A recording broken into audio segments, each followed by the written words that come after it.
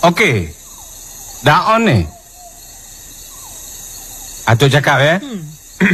Hai guys, jadi di sini kami akan menceritakan tentang lika-liku masa KKN MBKM di Desa Lampu Medan, tepatnya di Kabupaten Kuantan Sengingi.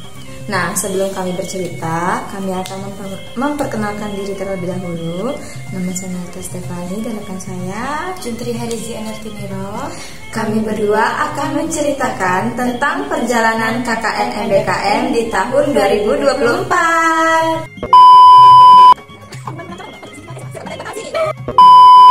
Nah, jadi sebelum kami ambil KKN MBKM, awalnya tuh kami tuh sudah membentuk anggota KKN reguler, yang mana anggota reguler ini terdiri dari 3 fakultas yang ada tuh FKIP, FEB, dan juga Faperta.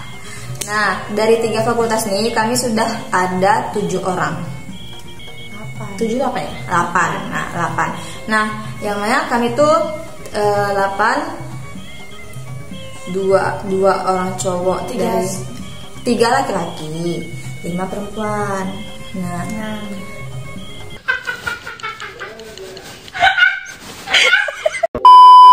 Nah, jadi waktu kami udah ngebentuk nih kan, udah dapat nih 8 orang gitu. Sementara dia kan maksimal 10. Nah, di saat kami sudah mencakup 8 orang, kami sudah melakukan yang namanya Zoom meeting secara online supaya kami bisa mengenal satu sama lain gitu. Jadi kami melakukan Zoom, kemudian di saat kami melakukan Zoom, sebelumnya Zoom itu kami lakukan karena kami sedang libur semester. Ya, libur semester gitu. Berada di kampus. Betul. Jadi ya gara-gara itu makanya kami ngelakuinnya Zoomnya secara online dulu. Nah, pas ketika sudah masuk perkuliahan semester, kami melakukan pertemuan secara offline di sebuah kafe dekat Jalan Bangau. Nah, di situ kami berjumpa satu sama lain dengan 2 fakultas lainnya. Betul sekali. Di situ kami berbincang-bincang dan juga perkenalan diri. Ya, perkenalkan diri lah, siapa namanya ini gitu. Terus kami kayak saling menanya asalnya dari mana aja nih gitu ya kan. Nah, kemudian kami yang berdelapan ini sempat juga memikirkan lokasi KKN. Kami sudah menentukan lokasi awalnya itu di Kuansing gitu ya kan. Nah, waktu di sana kami membahas, rencananya kami sudah membahas siapa yang bakal menjadi ketua, wakil ketua, bendahara, sekretaris, humas, dan juga HID dan bagian-bagian yang lainnya gitu. Jadi itu dia waktu awal reguler kami melakukan pertemuan. Nah, setelah melakukan pertemuan tersebut, kami mendapatkan informasi dari koordinator program studi kami sendiri bahwasanya angkatan 2022 yang mau KKN itu diharuskan mengambil MBKM. Nah, yang mana MBKM ini satu kelompok KKN itu terdiri dari fakultas satu saja. Misalnya kami dari fakultas FKIP. Jadi kami bersepuluh harus dari fakultas FKIP tersebut. Beda dengan reguler, yang mana KKN reguler ini dia maksimalnya 4 fakultas, minimal 3 fakultas. Kalau MBKM itu memang diwajibkan dari fakultas tersebut. Kami dari FKIP diharuskan mengambil dari sama-sama FKIP. Nah, pas kami MBKM ini disosialisasikan oleh Kaprodi, kami cukup ragu dan juga bimbang, yang mana kami telah membentuk anggota kelompok dari KKN reguler. Nah, kami diharuskan mengambil MBKM. Jadi di situ kami sempat pusing, bingung, ragu, bimbang segala macam. Tetapi setelah kami mengikuti Zoom yang diadakan oleh fakultas, kami mengetahui keuntungan dan kelebihan dari KKN MBKM tersebut. Nah, setelah kami memang harus mengambil MBKM, kami di situ mulai mencari anggota dari prodi kami sendiri. Nah, kami telah mendapatkan 9 dari apa pula? Awalnya itu 7 orang kami kan, laki-lakinya udah dapat 2 dan perempuannya 5. Sementara kalau saya 7 itu kan agak berat ya kan. Terus juga kurang dari 10.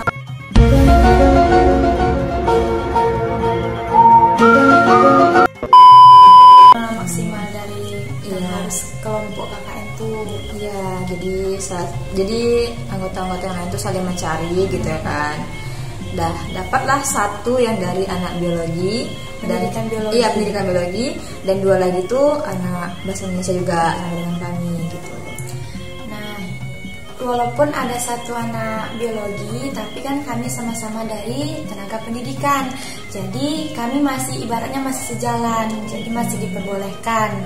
Nah, setelah kami mendapat 10 anggota kelompok, kami mulai membuat grup di WhatsApp. Kami di situ saling saling sapa, ya sapa-sapa kecil.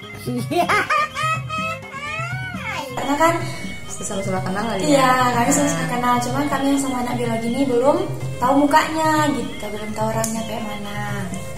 Nah, setelah berbincang-bincang di grup tersebut, kami memutuskan untuk bertemu dan mengadakan ibaratnya rapat pertama sebelum KKN.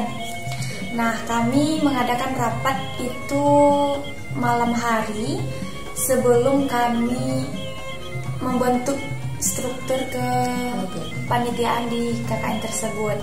Setelah kami berkumpul, kami di situ membahas siapa ketua, siapa wakil, bendahara, sekre, korlap, humas, dan lain-lainnya.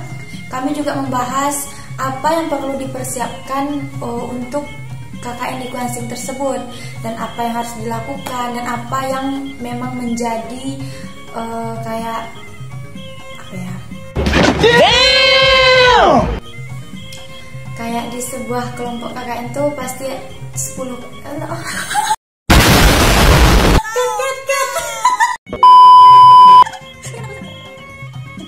Nah, setelah pertemuan itu kami makin akrab di grup WhatsApp, bincang-bincang.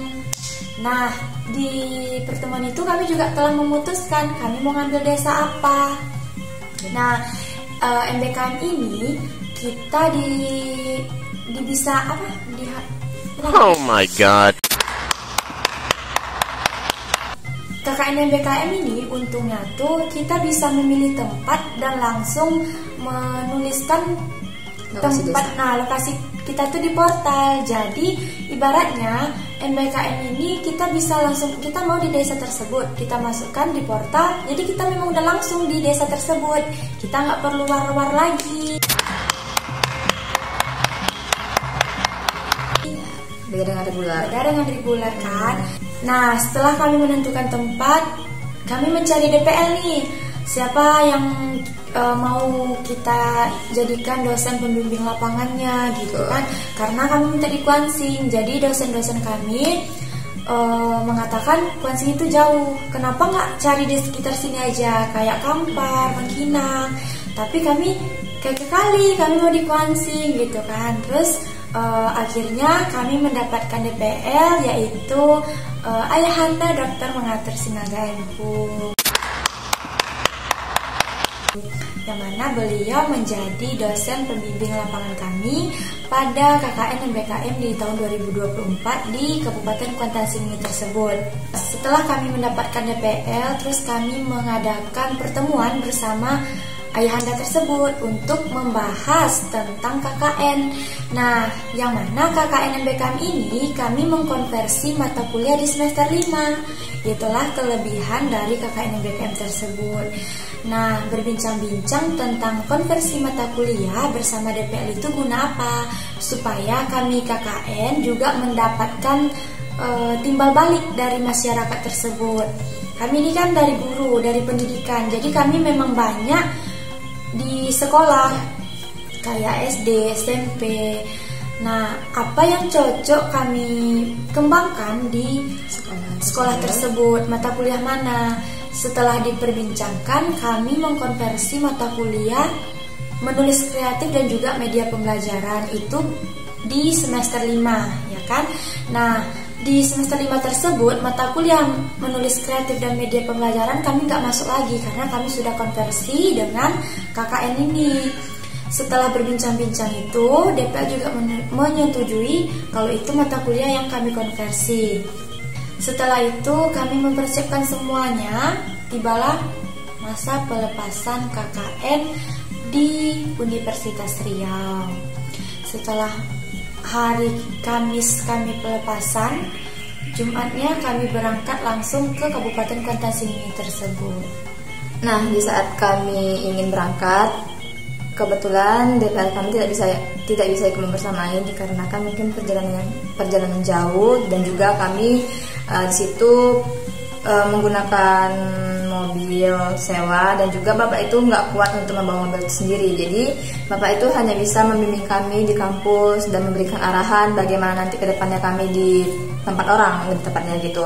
Dan di perjalanan itu syukurnya kami sampai tidak ada sama sekali hambatan dan juga halangan dalam proses perjalanan. Jadi kami berangkatnya itu pagi sekitaran pukul 10 pagi ya, 10, dan kami sampai di Desa Kampung Medan, Kabupaten Kuantan Sengingi itu pukul 8 kurang lah, waktu selesai Isya gitu. Nah, dan syukurnya di saat kami sampai, ibu posko yang mana sudah kami sewa rumahnya itu menyambut kami dengan sangat gembira dan juga ya sudah menunggu kami gitu kan. Apalagi kan kami sudah mengabari kayak kami berangkat Bu dari sini, dan ibu tuh mungkin ya itu sudah mempersiapkan gitu kedatangan kami gitu. Nah setelah kami sampai di posko, kami mendapat gangguan. Oh my god. Gebrakan sih. Kami kami tuh udah capek kan, perjalanan yang cukup jauh karena kami pakai mobil apa gitu. HIS kayak bus gitu kan. Jadi perjalanan tuh kayak lama kali. Yang biasanya kalau aku berangkat pakai mobil biasa tuh kan berangkat jam pukul 8 sampai di Pekan itu pukul 2 atau setengah 3. Nah tiba-tiba kalau pakai mobil itu jam 10 berangkat sampai jam 8. Ya Allah weh, setengah jam. Okay. Setengah hari perjalanan. Karena juga kebetulan di situ tuh di mobil itu juga ada barang-barang kami guys. Makanya memang mungkin supirnya menjaga. Kayak kami kan di situ ada 10 kepala gitu ya kan. 11 supir. Nggak mungkin supirnya abang ini membawa kami secara brutal gitu ya kan. Makanya dia memang betul-betul pelan membawa mobil gitu. Dia menjaga keselamatan. Nah, udah sampai tuh, kalian kira kami langsung tidur? No. Tidak sama sekali.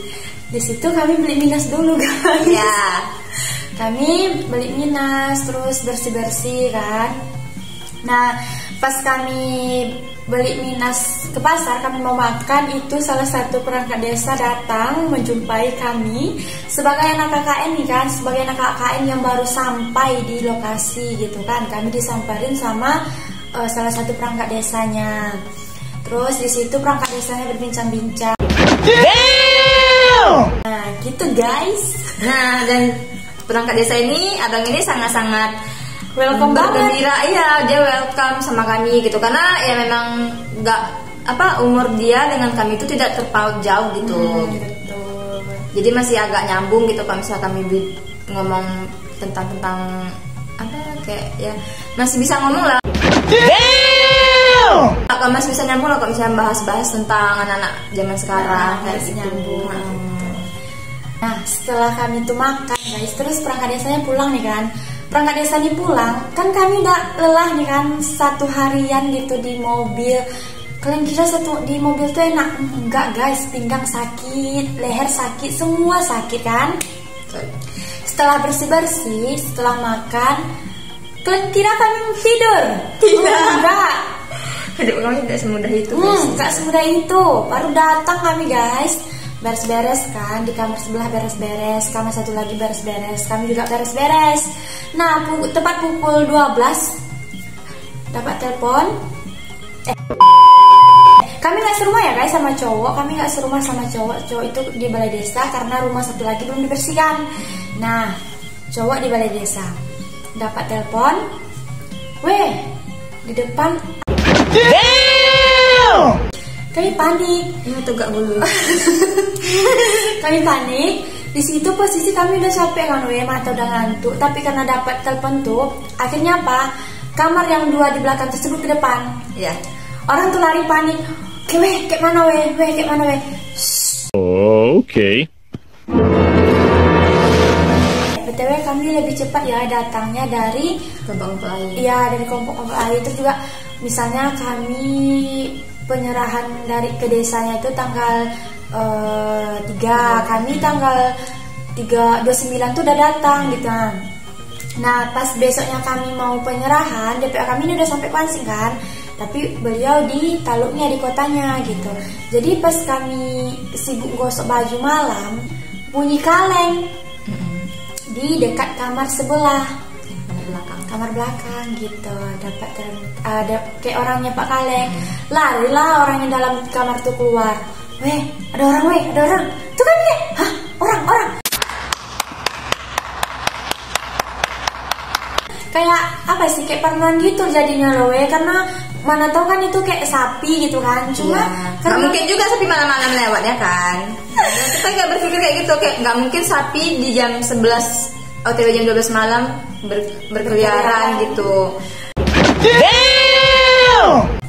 Diteleponlah ketua pemuda karena besoknya kami penyerahan ke desa gitu. Kalau kami nggak tidur, besok kami nggak akan bangun. Itu posisi jam 11:30 ya. Nah, 11:30 kami telepon ketua pemuda.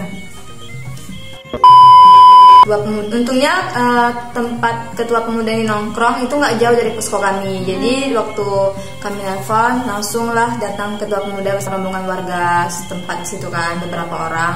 Nah di saat mereka sampai, kami dengan kalang kabut, yang kalian tahu lah perempuan seperti apa jika malam hari gitu ya kan guys.